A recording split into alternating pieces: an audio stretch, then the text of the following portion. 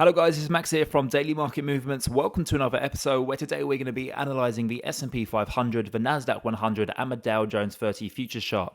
I am posting today's video slightly earlier than usual, so thank you for your patience. This is just simply due to the fact I have a very busy day ahead, so it's a lot easier for me just to get this video out slightly earlier than usual today.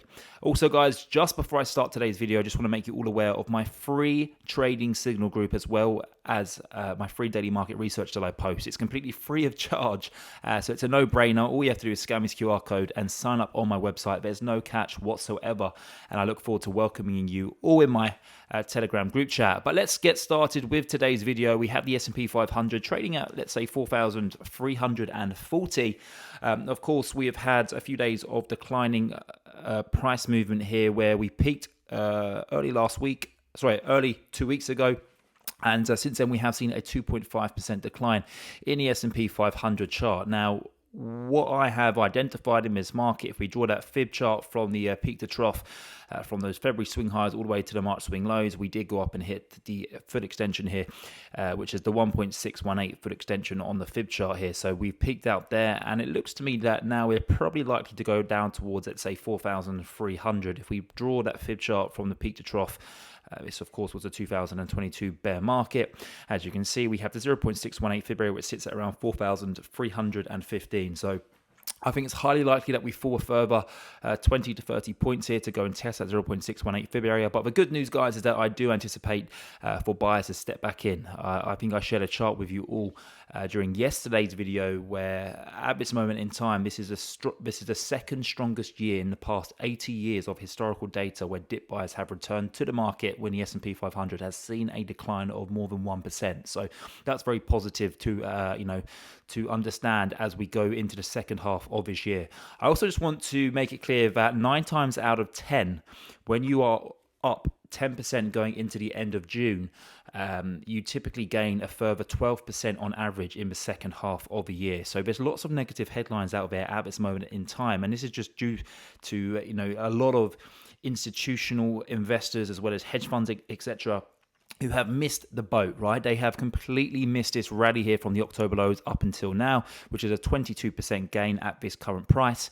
And they are now starting to put lots of negative headlines out there. And that's just simply for one reason. It's to try and bring down the prices further so that then they can jump in and, start to participate in this rally. So I wouldn't be fooled by all the negative headlines that you are seeing.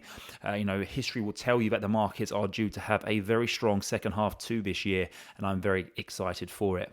Now, just quickly moving over to the Nasdaq100, very similar to the S&P 500, we have seen some declines as of recent. That was pretty much starting during last week's shortened trading week, where we've fallen roughly 4% here for the Nasdaq100. And, again, very similar to the S&P 500. I draw a fib chart from the peak to trough during the 2022 bear market, and we have support pretty much sitting all the way down at around 14,359. Whether we get that low, I'm not entirely sure. I just want to make one thing clear, that the reason we're probably seeing this decline here, I think it comes down to two elements. The first being that we had gone a little bit too far, a little bit too soon, and we had the RSI, which was telling us that we were incredibly overbought here. So I think some cooling off was necessary. And the second just being because we're seeing a lot of the hedge funds and the institutional investors, they're having to trim their positions in the high-flying stocks. So stocks like Nvidia, like Meta, for example, which are up over, Meta's up over 100%, Nvidia's up over 190% year to date. So if you had a position at 2.5% back in January, well, that position now represents a 7.5% of your portfolio. And that, of course, is too big for these institutional investors, and it poses too much risk. So they're having to, show good risk management to their clients, and they're having to trim these positions. So that's all that this is, in my own humble opinion. I do believe that it's going to be met with dip buyers. It may be those who have missed this ship, this massive move so far this year. But I think that there is a lot of support down here at 14,350. Of course, we have the 50-day EMA just below there as well. So I believe that this is an area where we will see investors start to step back into the market and send it above this year's swing high up around 15,250, and I think that we are likely to go and hit that 0.786 fib area, which sits around 15,413.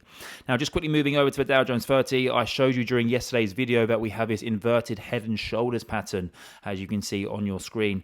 A few weeks ago, we broke above the neckline. It looked very positive. It looked like we were going to go and target the yearly swing highs, which are all the way up around 34,917. However, it was not meant to be, and in fact, we have seen a reversal. We've broken back below that neckline, but we did go and test the 50-day EMA, and from more of a positive note, we did manage to bounce off that 50-day EMA, and we haven't continued to fall lower, because if we would have broken below the 50-day EMA, I think then the 200-day EMA would have come into the picture, and that sits all the way down at 33,250. So this is very encouraging that we had that bounce during yesterday's trading session, and I suspect over the next couple of sessions, once we perhaps see some dip buys return to the market and pick up the likes of the S&P500 and the Nasdaq100, we will likely see some correlation here, and we'll see the Dow Jones 30 go and retarget the swing highs that we achieved just 2 weeks ago, up at around 34,500. So, I'm very confident that we are going to see some dip buying in the next couple of trading sessions. If it's not this week, then it could potentially be next week, which of course is a shortened trading week, as it's Independence Day on the 4th of July.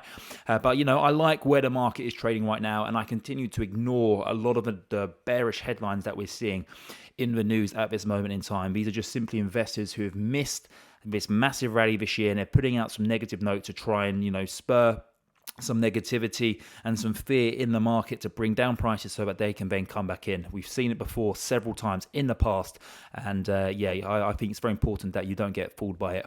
But guys, just to end on today's video, if you'd like to join my free trading signal group, then all you have to do is scan this QR code on your screen. It will take you to my website where you can sign up. It takes 10 seconds to get involved, and I really look forward to welcoming you all over there. And you can expect to receive my daily market research as well as signals starting today. But thank you very much for tuning in. If you haven't done already, then please smash that subscribe button as well as a like button. And I look forward to seeing you all tomorrow.